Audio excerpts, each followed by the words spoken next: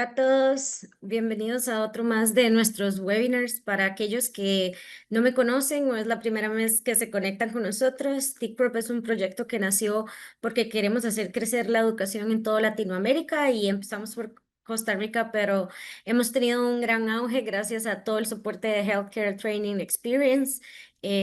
Hoy tengo el honor y placer de presentarles a mi mentor, Eddie Fan. Para todos los que han leído alguno de sus papers, es súper brillante, un intensivista increíble, top en el mundo, pero además de todo una persona a la que tengo el placer de llamar mi amigo y mi mentor y una excelente persona. Ya sin más, les presento al doctor Eddie Fan, intensivista de adultos en el Toronto General Hospital y el jefe del programa de circulación extracorpórea o ECMO. Entonces, le paso la palabra al doctor Eddie Fan, que agradecemos mucho por estar aquí. Muchísimas gracias. Gracias, Diana. Muchísimas gracias por esta invitación para presentar ante ustedes. Les pido disculpas que no voy a hablar en español porque no lo domino todavía, pero voy a tratar de hablar despacio para que la interpretación pueda fluir de manera eficiente. Voy a hablarles acerca de ECMO para un SDRA grave, evidencia y cuáles son las orientaciones al futuro.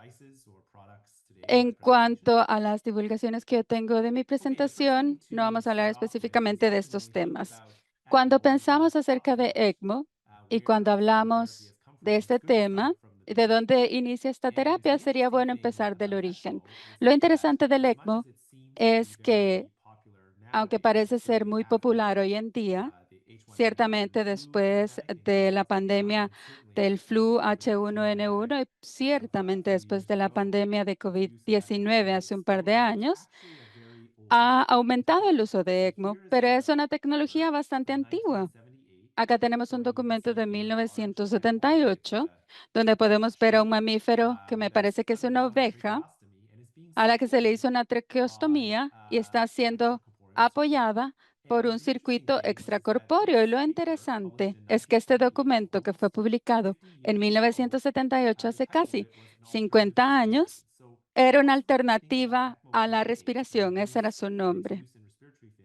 Y en cuanto al uso de ECMO, estas ideas han existido desde hace mucho tiempo. Y ven que este artículo fue presentado por pioneros, por gigantes en el campo de ECMO, el doctor Colombo en Bethesda, Maryland, Luciano Gattinoni de Milán también, que llegó a Bethesda para trabajar con el doctor Colombo para poder aprender la técnica de soporte extracorpóreo. Lo que ven en este documento es que hace 50 años dijeron o se hicieron preguntas que estamos tratando de contestar hoy en día. No saben si conectan a un paciente a ECMO, tienen que ventilar el pulmón dañado y si utilizar el ECMO de largo plazo va a tener un impacto en la práctica de ventilación pulmonar, sobre todo en casos difíciles y en nuestra experiencia clínica, eso es lo que pensamos. Cuando pensamos en ECMO, lo estamos utilizando en aquellos pacientes severamente enfermos. Y es interesante ver que hace 50 años, cuando esta tecnología era nueva, estaban pensando en las mismas cosas que nos preguntamos hoy en día. Y hablemos entonces de la evidencia actual. Y la historia comienza con cómo podemos conectar a los pacientes con insuficiencia respiratoria. Este es un documento con mi colega Lavina Mushnshi de cómo son las tres formas de poder tener la utilización del ECMO con un paciente con dificultad respiratoria. Y ahora usualmente se utiliza el ECMO VV porque aquellos que tienen una insuficiencia respiratoria se le quiere dar soporte a los pulmones y no necesariamente tenemos que dar el soporte al corazón y al pulmón porque eso sería otra configuración de ECMO que sería venoarterial. Pero estas son las tres formas de conexión a un ECMO veno-venosa. En el panel A tenemos dos cánulas. Una que está drenando la sangre de esta vena femoral. Se tiene una bomba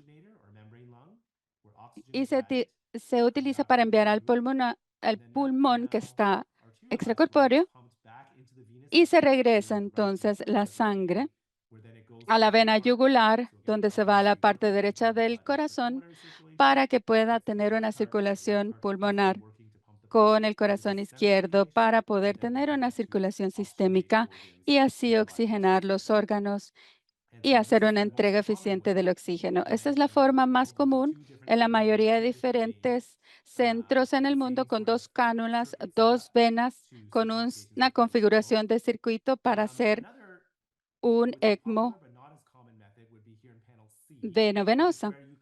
En el panel C, que es la menos usual, se tienen estas dos cánulas fusionadas en un lumen, que es como un catéter de diálisis muy grande, y ambos lúmenes están sobre una única cánula que están en esta vena.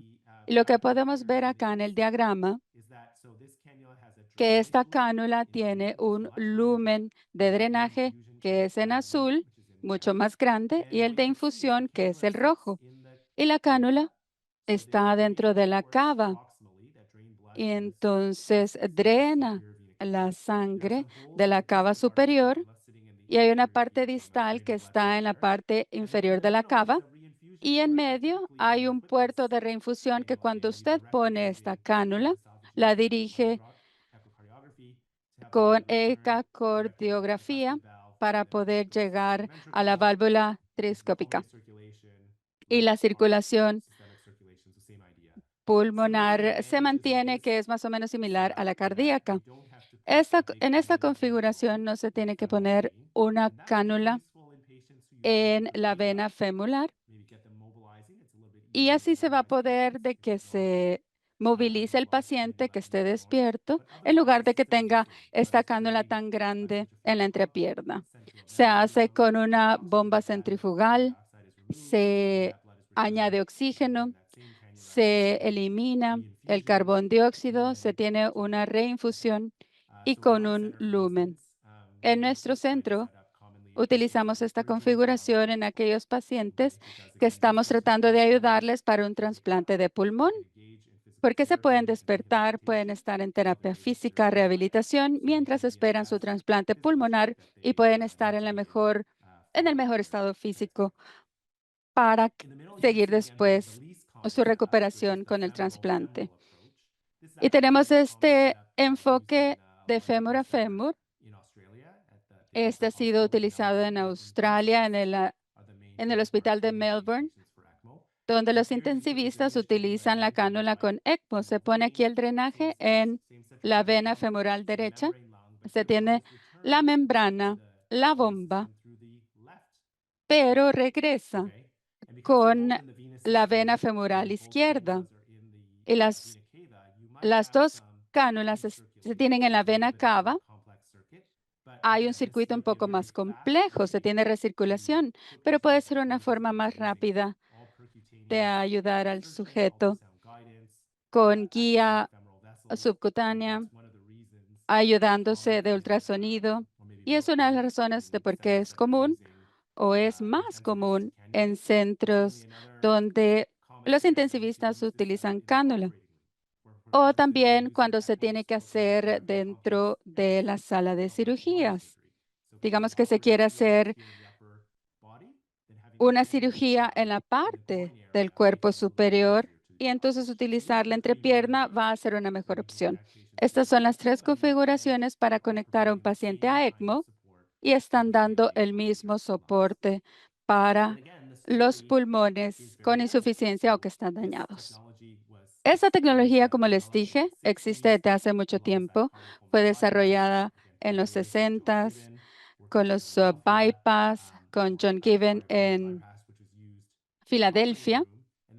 con este bypass cardíaco que se utiliza en la sala de cirugías y este se puede utilizar fuera de la sala de operaciones para dar soporte a los pulmones. Y hace 50 o 60 años reconocieron, sí, esta maquinaria podría ser mucho mejor que tener a los pacientes con una ventilación mecánica o aquellos pacientes que están muy enfermos, que no les está yendo bien. Esto podría ser una alternativa importante. Lo que hicieron, investigaron la eficiencia del sistema en una prueba aleatoria controlada. En los 70, los institutos de salud en los Estados Unidos tenían 8 centros con pacientes al azar.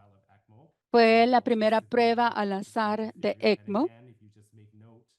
Y nuevamente, si notan, los autores son pioneros de larga data del ECMO, de la terapia de ECMO. Tenemos a Warren Sapel de Boston, que tiene fama de ECMO, pero también de otras técnicas. Helen Morris en Utah, otros colegas en California, muchos de los líderes en la terapia ECMO. Y la idea por acá era tomar a los pacientes adultos con un SDRA grave y pasarlos a ECMO y la ventilación mecánica por sí sola. Y lo que hicieron es que con 90 pacientes al azar, 45 con ventilación mecánica y 45 con ventilación mecánica y ECMO, y vimos aquí la tasa de sobrevivencia. Y en ambos grupos fue 10%. El 90% de los pacientes en ambos grupos fallecieron. Fue un desafío muy importante que frenó la emoción de ECMO en los 70 porque nos dijo dos cosas. Una, que si usted es un adulto en los 70 con un SDRA grave, la mortalidad era 90% y parecía que ECMO no les iba a ayudar porque no había incidido sobre la disminución de la mortalidad. Esta prueba, de hecho,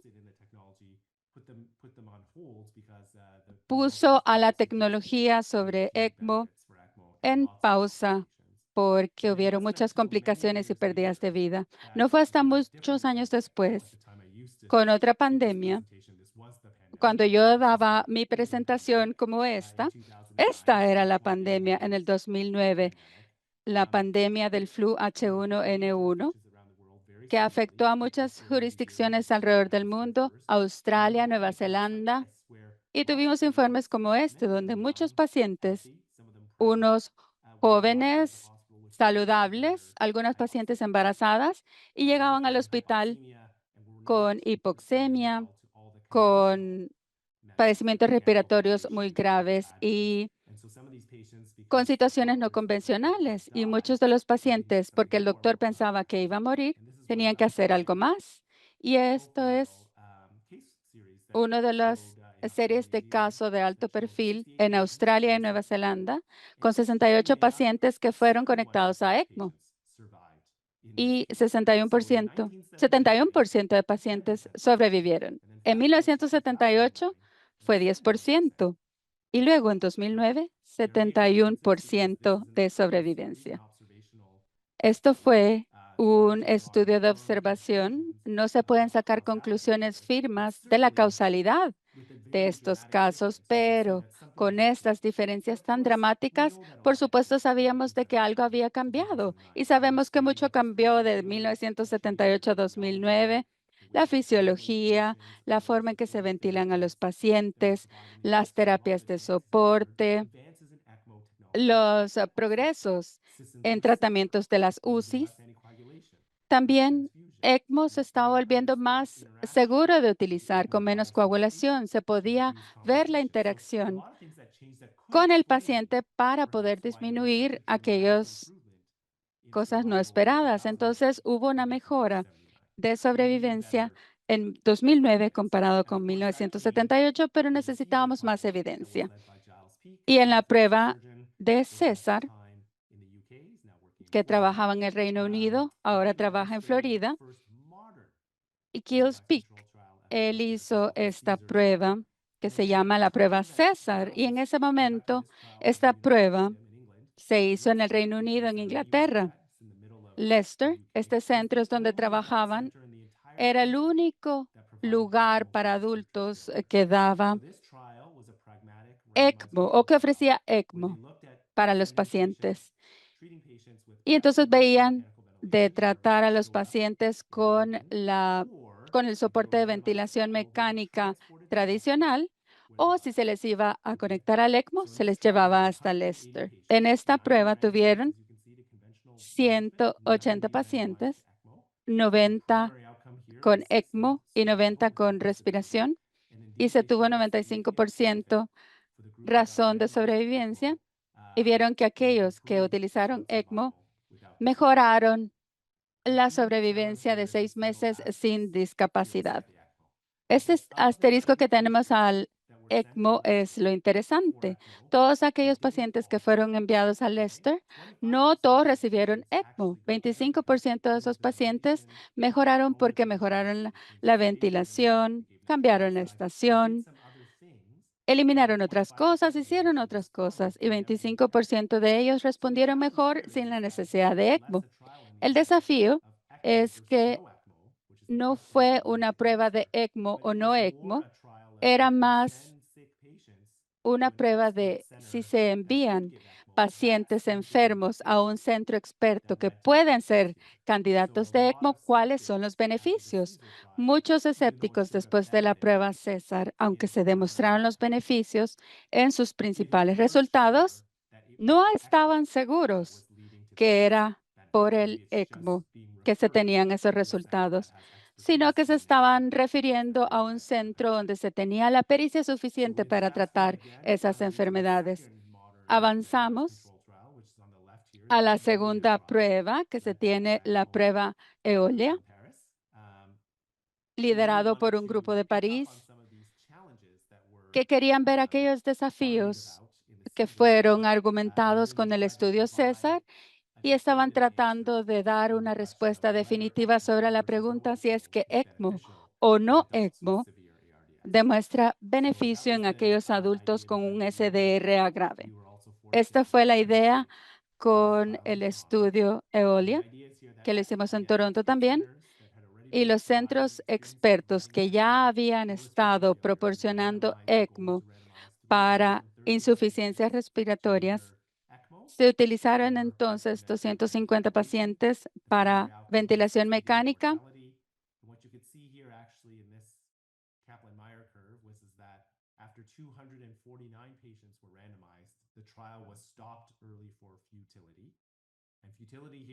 Por futilidad, y es futilidad del procedimiento.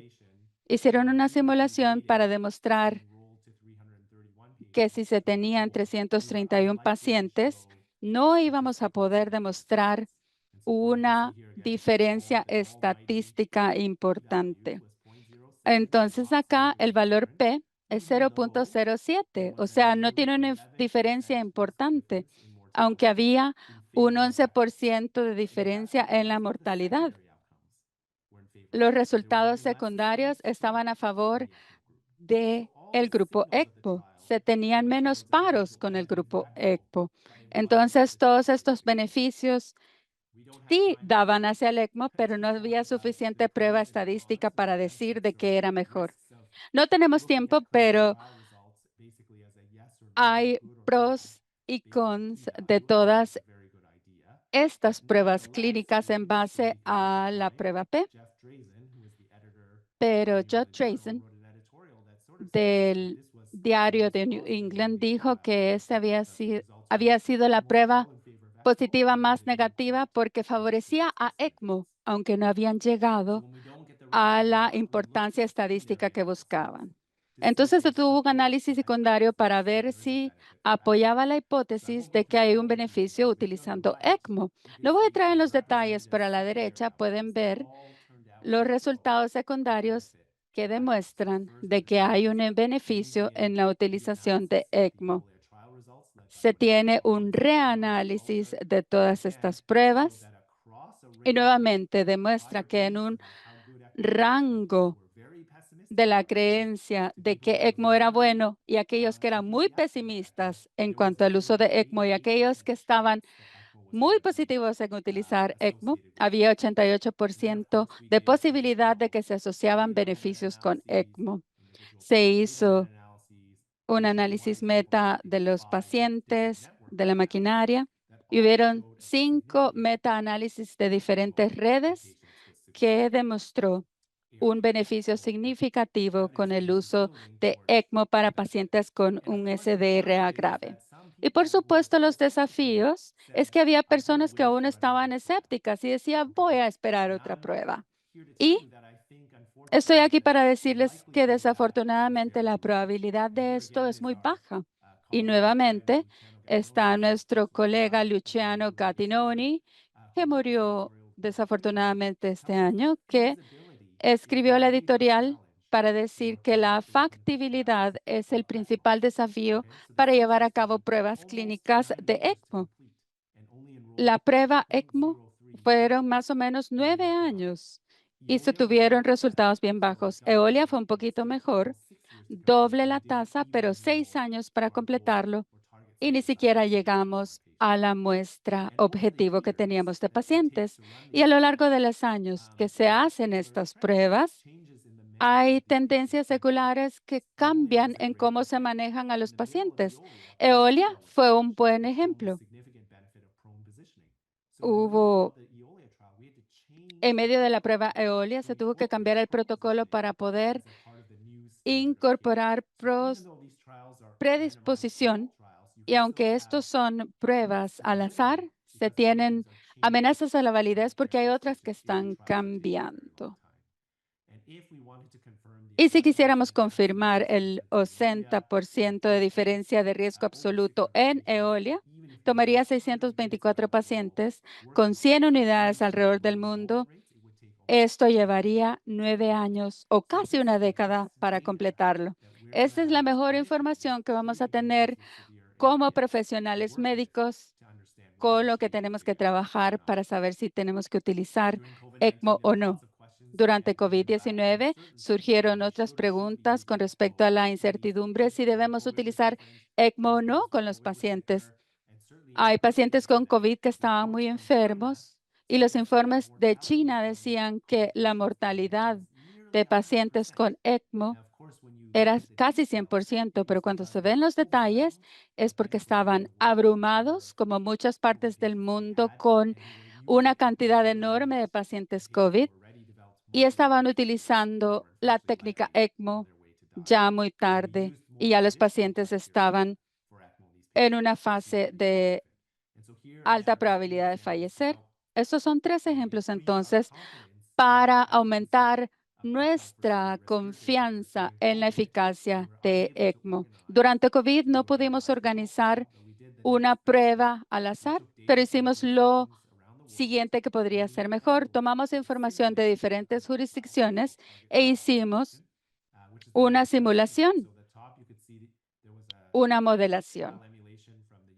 Se tuvo entonces una emulación de prueba de Estados Unidos, de los colegas en París, y otro que fue liderado por uno de mis estudiantes utilizando información mundial de consorcios de COVID-19. Y todas estas simulaciones demuestran diferentes resultados. Este es un ejemplo de nuestro estudio que está demostrando que vimos a 40 pacientes en ECMO con los mismos criterios de Eolia versus los que no.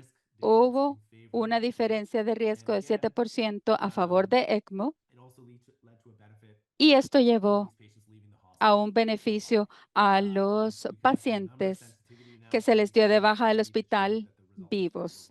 Y entonces se demostró que los resultados fueron robustos, consistentes con los otros resultados de Eolia y los otros resultados de las simulaciones. Cuando utilizamos ECMO con los mismos criterios, vamos a obtener los mismos resultados aún bajo COVID-19.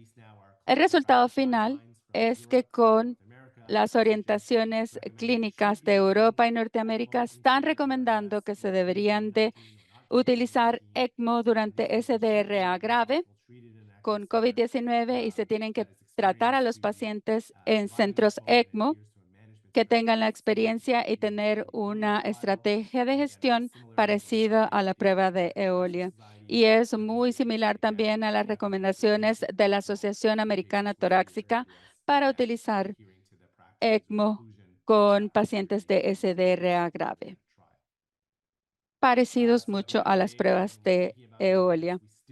Cuando pensamos entonces en SDRA, se tiene el mismo mensaje que queremos utilizar todas las estrategias basadas en evidencias que sabíamos antes de ECMO, la ventilación, RP, posicionamiento, bloqueos musculares en pacientes hipoxémicos. Son aquellos pacientes que se tienen que considerar para la terapia ECMO. Creo que es importante también no solamente pensar en la mortalidad, que es el resultado de corto plazo en los pacientes, pero asegurarnos también que aquellos pacientes que han sobrevivido y cuando se van del hospital estén bien. Es interesante porque tenemos que pensar un poco más lo que ECMO les causa a los pacientes. Este es un fantástico trabajo que ha sido liderado por mi colega en Australia, donde se ve el resultado de 6 meses en pacientes que recibieron ECMO. Y veamos el panel C, por favor. Y está viendo el resultado en discapacidad. Lo interesante que cuando pensamos en candidatos para ECMO, estamos seleccionando a personas independientes, saludables, que no tienen una comorbilidad, no tienen discapacidades en este nivel. Entonces pensamos que si los tratamos agresivamente, vamos a poder sacarlos de la UCI y tener pocas discapacidades. Pero el estudio de Carol ha demostrado que un tercio de los pacientes, después de 6 meses que han sobrevivido, han pasado a una discapacidad moderada o severa. Así es que tenemos que entender mejor que parece que el ECMO es un beneficio para evitar la mortalidad, pero claramente también está asociado con problemas de discapacidad de largo plazo y tenemos que entender mejor por qué hay pacientes que pasan sin discapacidad a una discapacidad moderada o severa, porque claro que queremos que los pacientes tengan el mejor resultado posible. Es también importante en muchas jurisdicciones alrededor del mundo, especialmente en lugares como Latinoamérica, entender las causas de utilizar ECMO, porque es una intervención que requiere muchos recursos. Entonces hay que entender la costo-efectividad de este recurso. Esto es un estudio de Callie Barrett, que fue una de mis estudiantes, y está demostrando que en un contexto norteamericano, les pido disculpas porque estoy utilizando cifras canadienses, se puede, basado en la información de César e Iolia, se puede salvar la vida y la calidad de vida. Se puede dar buena calidad de vida en diferentes años. Y cuando lo ponemos en una fórmula estándar para entender qué tan costo efectivo es, en dólares canadienses, cuesta más o menos 40,000, $36,000 canadienses. Y esto es un análisis costo efectivo. Para darles un sentido de esto, es menos dinero que una diálisis crónica, digamos, para que lo comparen. En nuestro contexto norteamericano, entonces, se considera esto costo efectivo, pero se tiene que ver en mayor detalle qué pasa cuando los pacientes se les da de baja del hospital, regresan a su vida en la sociedad. Son cosas a considerar en el futuro. Quiero hablar de ECMO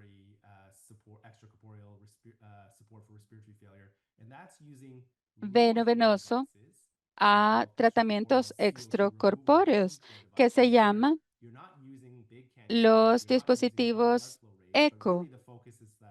Y acá el enfoque se acerca más a algo como una diálisis, por así decirlo, porque se está tratando de eliminar el CO2. y no tanto enfoque en la oxigenación. Y cuando se ven las fotografías, lo conecta como lo hace con una diálisis. Si ven el panel A, básicamente se tiene un catéter, perdón, y tiene un lumen de drenaje y de reinfusión. Con un sistema similar, se tiene la bomba, la membrana y se elimina el CO2, no se inyecta demasiado oxígeno y esta sangre sin el CO2 se regresa a la circulación pulmonar. En el 2025, la mayoría de los sistemas de eliminación de CO2 modernos que están disponibles están utilizando este sistema que vemos en el panel A. Otros sistemas canulaban la arteria y utilizaban los impulsos cardíacos del paciente para poder ir eliminando el CO2 y esta sangre ya sin el CO2 se regresaba. Pero se tenían más complicaciones con esto porque había que hacer una cánula en la arteria. Y luego, la idea detrás de todo esto, por supuesto, es que pensamos que a medida que tratamos de tener una ventilación pulmonar protectora, una de las mejoras que se ha tenido es la ventilación mecánica pulmonar y es la idea que si seguimos disminuyendo el uso de ventilación mecánica para no dañar el pulmón con la presión, el bombeo, se va a tener hipercapnia, se va a tener acidosis pulmonar y esto podría ser un problema para el paciente. ¿Qué pasa si queremos disminuir la intervención mecánica, pero queremos eliminar todos estos efectos secundarios con los aparatos de eliminación de CO2 extracorpóreos? Entonces, si se ven acá, estos estudios se tienen hipótesis de por qué esto puede ser útil. Cuando vemos cosas como hipoxemia, vamos a ayudar a aquellos pacientes que tienen hipoxemia. Y si vemos aquí la media, el beneficio de mortalidad no era tan diferente. 43%, 42% en aquellos pacientes que en línea de base tenían más o menos 66, pero había una alta diferencia de mortalidad en aquellos pacientes que tenían menos hipoxémica. Entonces, quizás cuando usted tiene el paciente con ECMO, permite que el pulmón descanse, no lo tiene que ventilar demasiado.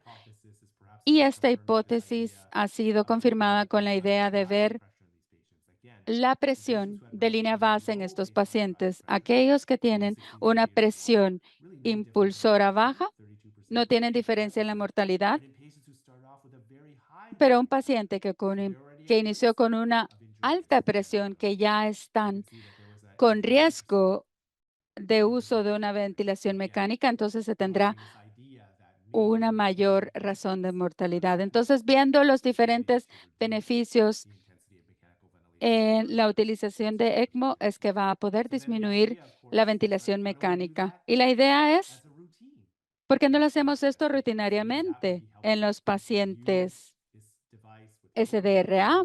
Se podría utilizar este dispositivo utilizando catéteres más pequeños, sería mucho más fácil hacerlo y quizás esto lleve a beneficios en estos pacientes. Esa era la idea detrás de este documento de prueba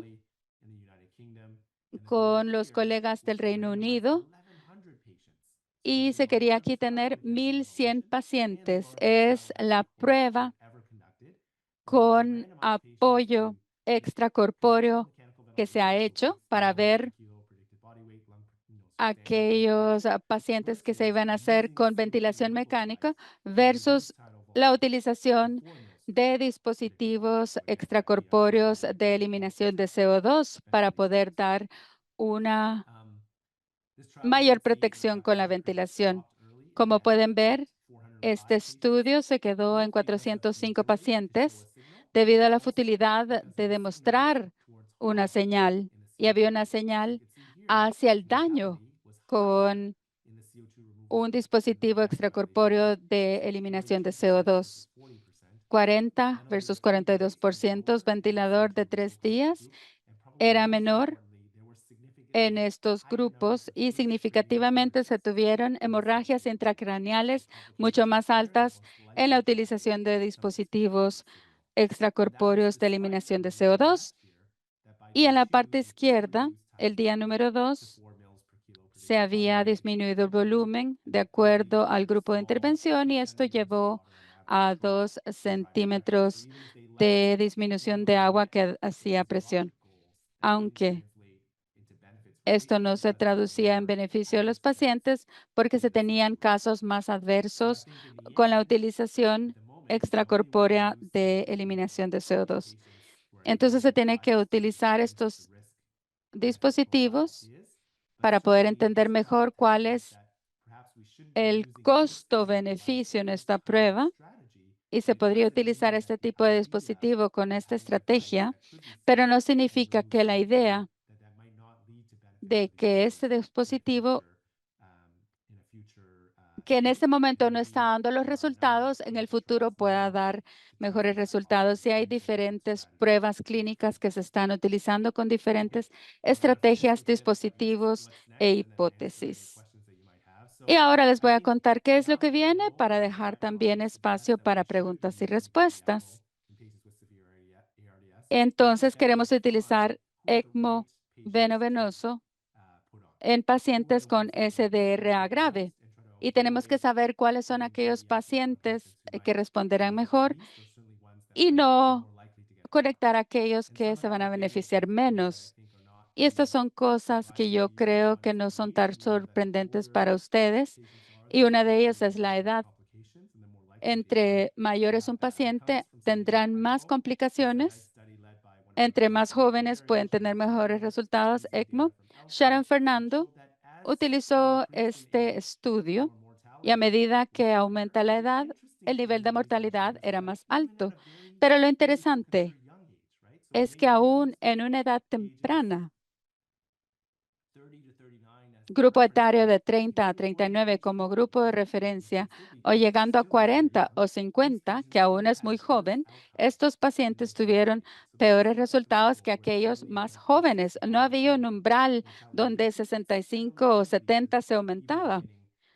Se ven aumentos en edades relativamente más jóvenes. Sí hay un aumento de mortalidad aún en aquellos grupos etarios más jóvenes.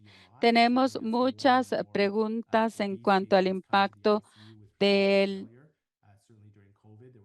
pacientes con sobrepeso durante COVID. Hubo muchas preguntas si se tenía que tener un nivel de sobrepeso ideal para tratar a los pacientes con ECMO. Y al final de cuentas, con este estudio muy bueno de Marish Berman, está diciendo de que no hay una asociación clara entre un BMI más alto y mortalidad, pero sí parece que aquellos con mayor peso tenían complicaciones cuando utilizaron ECMO. Este estudio demostró que aquellos que se enfermaron durante COVID y que tenían sobrepeso, se demostraron estos, pero si hay un BMI alto por sí solo o si hay otros problemas subyacentes, digamos, si se puede llevar a cabo una canulación, no podemos excluir a un paciente solamente basándonos en el BMI. Y tenemos que entender también cuál es el momento oportuno para hacer ECMO y cuándo es demasiado tarde. Durante COVID hubo mucha presión de conectar a los pacientes a ECMO a la brevedad, porque después de 7 días el beneficio de ECMO era menor. Entonces, en un análisis secundario del estudio durante COVID, nos dimos cuenta que había un beneficio de ECMO hasta 12 días o 14 días. La idea que arbitrariamente decir que en el día 7 está bien y que después del día 7 ya no son candidatos no es una buena idea. Es un poco raro pensar que hay personas de 6 días y medio que está en ventilación mecánica, es un candidato correcto y después ya no. Nuevamente, la idea que esto en sí mismo se va a utilizar un cronograma arbitrario como un umbral, no me parece una buena idea. Y finalmente, hemos desarrollado formas sofisticadas para poder identificar a aquellos pacientes que se podrían beneficiar de ECMO mucho más y también aquellos que se pueden dañar por ECMO.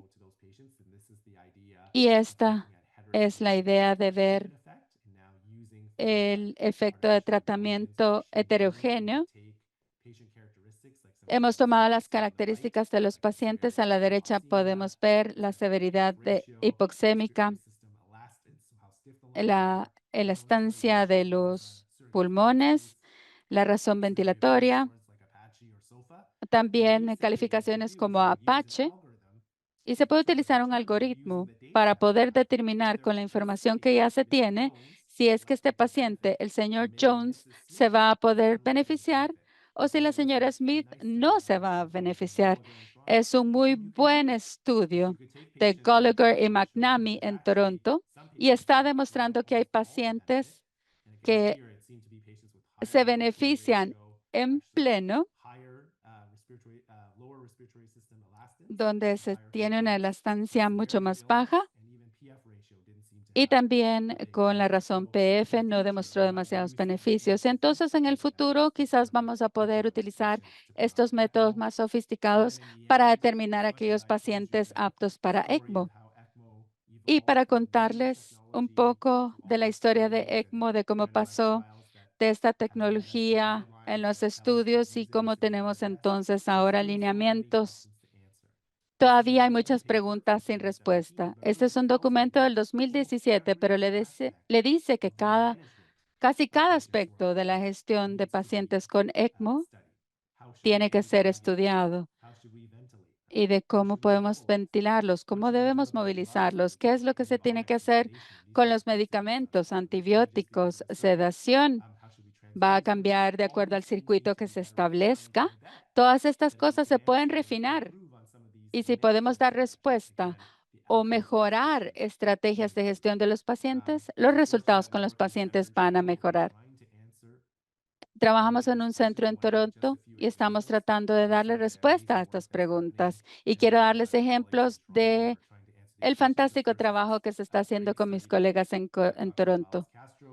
Este es un fantástico estudio de la doctora Diana Morales Castro, nuestra moderadora de este día, donde estamos tratando de entender las dinámicas farmacéuticas de los medicamentos utilizados junto con pacientes que están conectados a ECMO, con 15 medicamentos intravenosos, antibióticos, parálisis. Es muy importante poder entender todo esto. Y aún hoy en día hay centros que no utilizan sedación como propofóleo porque están preocupados con la interacción con la membrana del ECMO.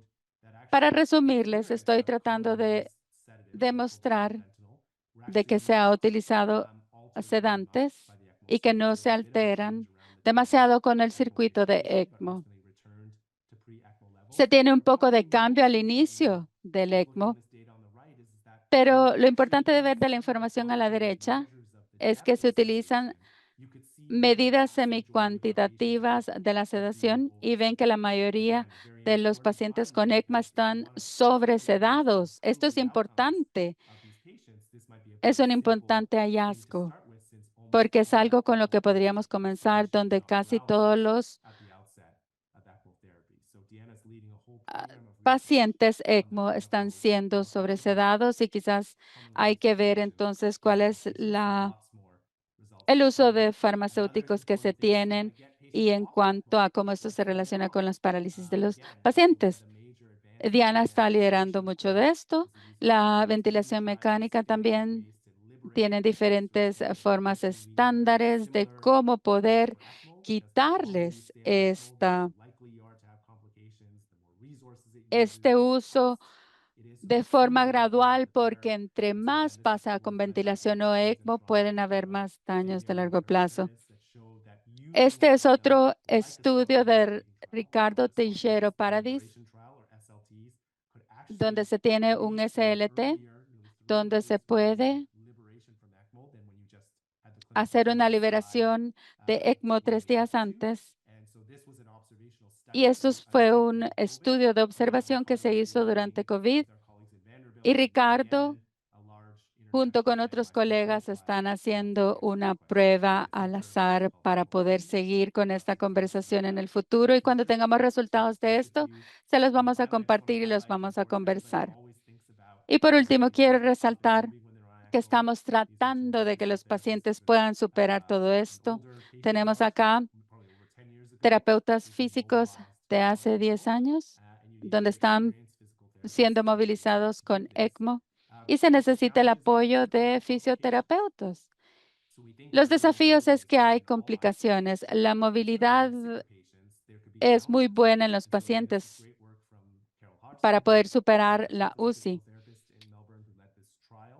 Y la prueba se hizo en Melbourne, Australia, y dijo que la terapia física no demostró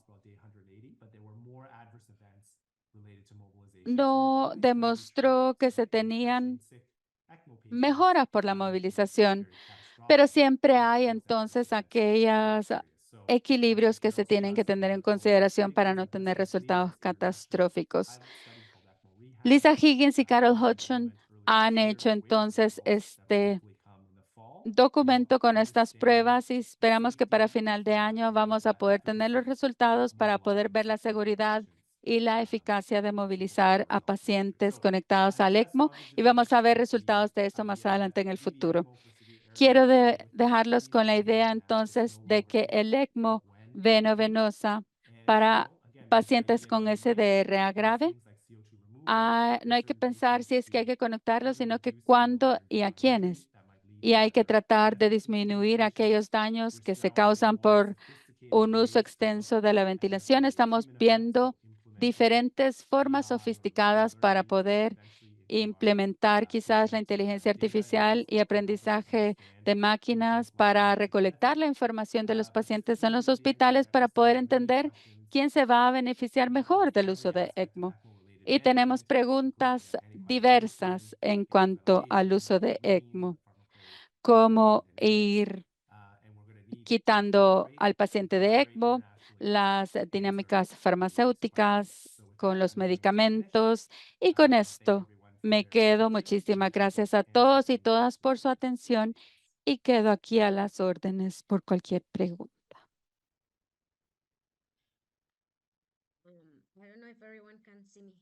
No sé si ya me pueden ver. Muchísimas gracias, Eddie, por una fantástica presentación. Siempre me encanta escuchar una voz experta del tema.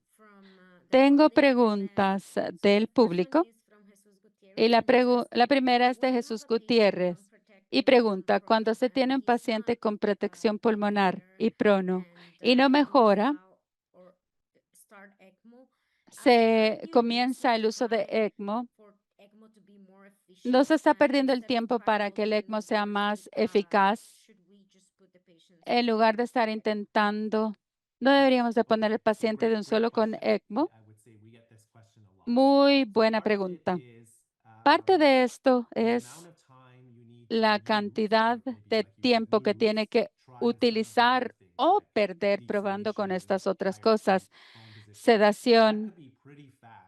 Esto puede ser bastante rápido en un paciente que se está empeorando con el paso del tiempo. Para darles unos ejemplos, y Diana ya conoce ejemplos de esto, hay pacientes que llegan al hospital y el departamento de emergencia los intuban, les dan oxígeno y en horas ya están paralizados, sedados y ya están hipoxémicos y se les conecta ECMO.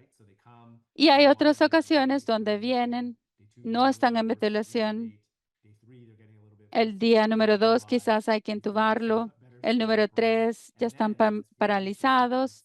4 días pasan y lo que yo les diría que tengan cuidado es que ya sabemos de que hay un enorme beneficio para muchas de las intervenciones la disminución de riesgo es mucho mayor que ECMO en estos pacientes. Tendríamos que ver todas las otras estrategias, pero no tenemos que decir también que no se tiene que esperar días con pacientes que están muy enfermos cuando vemos que están teniendo insuficiencias en muchos de los otros órganos.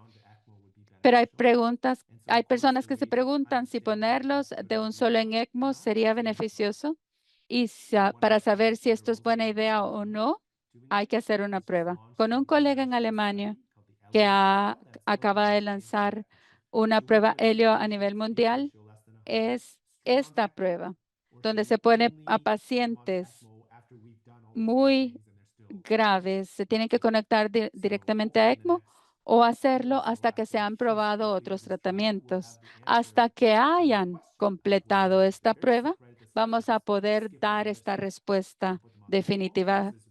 Si es que se tiene que poner a ECMO de un solo o utilizar a ECMO como una estrategia Great. de salvamiento después de haber Sonia de probado Buenos otras Aires, estrategias. sending regards to Sonia Anaheim, de Indiana. Buenos Aires le Said, manda sus saludos y after prolonged dice, ECMO and the young cuando se patient has been on tiene ECMO for un a ECMO month without prolongado y LVO un paciente non-inferior and has joven had ha serious estado con complications, ECMO how do por you mes, continue until por the un lung mes improve when there's sin so much insufficiency? insuficiencias multiórganos y no ha tenido complicaciones con ECMO? ¿Cómo continúa hasta que mejore el pulmón? Gracias, Sonia, por los saludos. Exactamente como usted dice, hay incertidumbre y no sabemos. Lo interesante acá es que mucha de la experiencia que logramos recopilar con COVID es que el pulmón tiene una alta habilidad para sanarse y regenerarse. Y en su situación, como usted dice, si ya están conectados a ECMO y todo va bien y no hay complicaciones, no hay razón, diría yo, para cambiar el curso. Hay que darle más tiempo para ver si él o la paciente van a tener una recuperación de este caso. Después de COVID, 3, 5 o 6 meses en ECMO, sí pudieron dejar el ECMO sin necesitar un trasplante de pulmón, por ejemplo. La recuperación puede suceder en ciertos pacientes, no todos, sobre todo donde el ECMO está funcionando bien sin complicaciones y que el desarrollo no está causando insuficiencia en otros órganos. Tenemos el blastomicosis, que es un hongo que puede causar una insuficiencia respiratoria. Y con estos pacientes donde se tienen rayos X totalmente blancos, se les conectó a ECMO por 4 o 6 meses y la mayoría salió y superó esa enfermedad sin necesitar un trasplante. Entonces, Sonia, si puede hacer corridas de ECMO donde no hay complicaciones y lo está haciendo de forma segura, dando el cuidado y dándole la probabilidad mayor al paciente para poder ponerse mejor, porque no hay que estar adivinando qué pacientes se van a poner mejor y cuáles quizás no. Okay, next question from La Mónica siguiente Vallardo. pregunta es de Mónica She's asking about Vallardo like y predictors or pregunta surrogates to the si hay start of ECMO predictores para besides ingreso a compliance ECMO. or ¿Existen otros COL and aparte de la PFS or escala what other predictors Apache would you o consider? compliance? Keep it somewhere. ¿Qué otras cosas se pueden considerar? En nuestro centro, en este momento, estamos utilizando los mismos criterios que se utilizaron en la prueba EOLI. Lo que consideramos son el parámetro de oxigenación. Si es menor de 80, podría ser 60 en 3 horas, 80 en 6 horas. Y si es candidato de ECMO y no hay contraindicaciones, se tiene que hacer. Y el otro, si su pH es menos de 7.5/60, a pesar de optimizar las ventilaciones, la parálisis, etcétera. Y si se tiene una hipoxemia, se considerarían candidatos para ECMO. Rutinamente no se consideran cosas como la calificación Apache o compliance. Sí, estos podrían ser importantes en un algoritmo futuro para ver cuáles pacientes son los mejores candidatos, pero esto está bajo investigación todavía.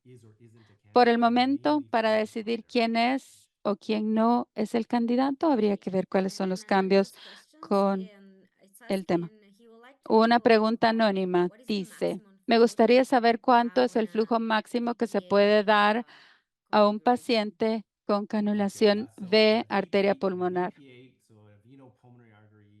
en una configuración veno arteria pulmonar. Va a depender del tamaño y el tipo de cánula que tengan. Esa es la situación que yo diría. En mi experiencia con VPA, que es más limitada con respecto a otros centros que lo utilizan más frecuentemente, con 4 a 5 litros causaba un edema pulmonar en nuestros pacientes. Así es que diría que la cánula y el fabricante de la cánula tienen especificaciones de cuáles son los ratios máximos de flujo.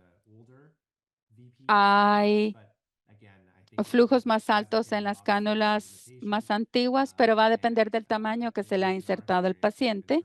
Y en nuestra experiencia, cuando hemos utilizado la cánula VPA más alta, hay limitaciones con el flujo de 4 o 5 litros con los pacientes.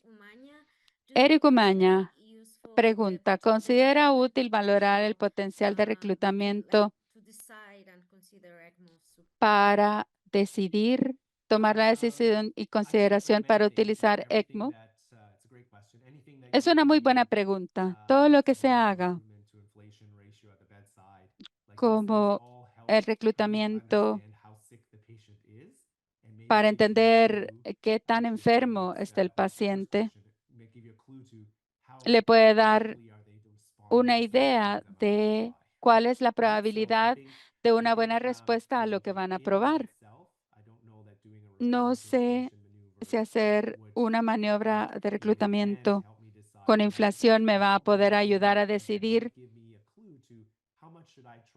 de cuánto debería tratar o cuán largo debería de hacerlo o cuánto debería tratar con esta maniobra o cuánto esperaría de que va a responder. Tengo que moverme rápidamente si no hay respuesta en esta maniobra.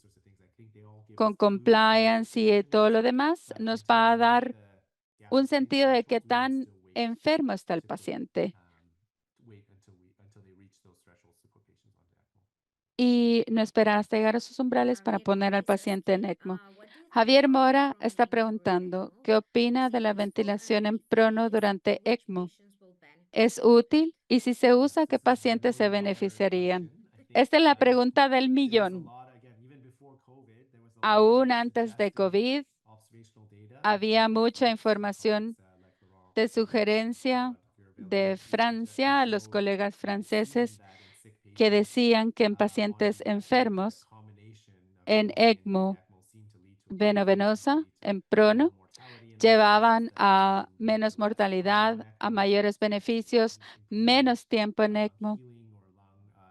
Había una resolución del daño pulmonar y parecía que era una estrategia que valía la pena. Y nuevamente, en la UCI, como en la medicina en general, nos hemos sorprendido cuando vemos información de observación, se tienen resultados diferentes. Y podrían llamar entonces a los colegas de París, al doctor Matthew Smith, para ver si hubieron beneficios o no hubieron beneficios en la mortalidad de ECMO o el tiempo, el plazo. Vieron diferentes, trataron de ver diferentes características donde el paciente se iba a beneficiar más o no, y no llegaron a nada concluyente. Cuando se empezaron estos estudios, estábamos al inicio de COVID y quizás estos pacientes tenían menos reclutabilidad. Y creo que durante el COVID-19, el prono y ECMO veno-venosa no funcionan del todo bien. Y entonces hay un nuevo estudio con pacientes que no son pacientes de COVID y ojalá un par de años vamos a poder ver cuáles son los resultados con esto. Es un poco difícil saber aquellos pacientes que tienen una ventilación mecánica son aquellos que quizás se podrían beneficiar. Como muchos de nuestros pacientes, si los conectamos a ECMO y disminuimos la ventilación mecánica, lo que se ha generado es más o menos de 30 a 50 ml. Entonces, ¿qué es lo que se haría con Prono para poder proteger al pulmón si es una cantidad muy pequeña? No estoy del todo seguro. Lo que se tiene que considerar es que aquel paciente que están en ECMO quizás están logrando cierta ventilación, pueden ser aquellos grupos que pueden beneficiarse más. Y no sé entonces cómo sería, de acuerdo a las densidades anatómicas, el beneficio del You had prono. like a very large participant record today. Se So do you tiene think we un could récord de talk from your participantes este experience? día. What is the Y se predictable dice, time muchas to gracias por consider la a transplant? presentación y a partir de su experiencia, Do ¿cuál es el tiempo early ECMO prudencial para have high risk recurrir of a un trasplante? complications like fungal Entre más infections? tiempo, ECMO, más riesgo de complicación, como complicaciones fúngicas. Es otra pregunta difícil de contestar durante COVID-19 porque no hay una forma específica de tener certeza. Diría que tenemos que utilizar nuestro pensamiento tradicional como lo hacemos con un proceso de enfermedad pulmonar que se puede volver irreversible. Entonces, nos tenemos que basar en la evolución clínica y con la pregunta de Sonia, por ejemplo, si son días o semanas que no ha mejorado, esto sería importante de considerar. La parte intacta del pulmón o las partes demasiado dañadas, entender la ideología subyacente del daño, si ha sido un proceso por una infección inflamatorio, si ya se tenía una enfermedad pulmonar preexistente. En esos casos, creo que el grado de recuperación sería un poquito más bajo. Todo esto es a considerar cuando se va a decir de que un paciente se tiene que separar de ECMO o de ventilación mecánica para poder comenzar a considerar un trasplante pulmonar. Pero a menudo no se sabe con certeza. A veces es muy claro donde el pulmón total está destruido y hay otro paciente que no se va a mejorar ni poder separar de ECMO, entonces se puede considerar un trasplante. Y con otros pacientes, en COVID hubieron ejemplos donde hubieron pacientes por meses en ECMO y pudieron superar la situación. Hay que recopilar toda la información que se tiene para poder entender mejor de cuál sería la probabilidad de recuperación del pulmón. Y si no hay probabilidad o una probabilidad muy baja, se puede entonces considerar I have a lot la of opción de un questions, so I'm just going to pick trasplante two or three pulmonar. more because of the Tengo time. muchísimas preguntas, And pero then vamos a some are elegir for dos o Mohamed tres said. más I y think tratar de they are resumir lo que las considering a personas lot of like han dicho. how do you put into the balance, for example, a patient that ¿Cómo has a puede higher PF equilibrar ratio but a driving entonces pressure of 20 versus someone that has a PF ratio in the un 50s or 60s paciente but it still has a driving pressure of con 12? And presión if you de think or 12? not that that Y si cutoff of usted 60 piensa is actually que quite ese low or like if they PF need de to consider 60 a higher value of PF ratio. es muy bajo o se tiene que considerar una razón de PF más alta? Esta es muy buena pregunta acerca de la presión en general. Es muy interesante para mí de cómo los centros alrededor del mundo han ido a la idea de la presión de impulso, donde se puede dar la superioridad de la presión en lugar de de la ventilación. Entonces, en mi unidad, voy a hablar de mi caso personal. No importa cuál sea la presión de impulso o driving pressure, no es un criterio actualmente para indicar el inicio de ECMO. En la prueba clínica que se hizo, no se basó en la presión de impulso. Es algo que sugiere que nos puede llevar a una estrategia futura, pero hay que hacer las pruebas primero. Similarmente, el ventilar a pacientes que no son ECMO, en este momento no se tiene una prueba para ventilar a pacientes a partir de una presión de impulso o driving pressure.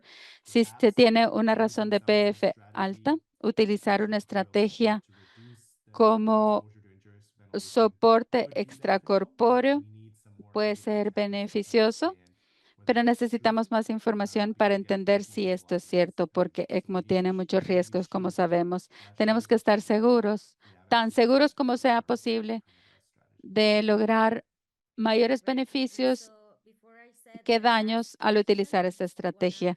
La última pregunta. Quiero agradecerles a las más de 250 personas que han estado acá para escuchar a nuestro querido mentor Eddie. Muchísimas gracias por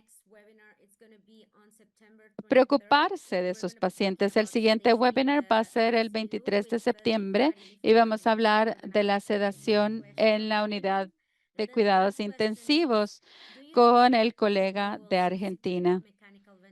Y la última pregunta.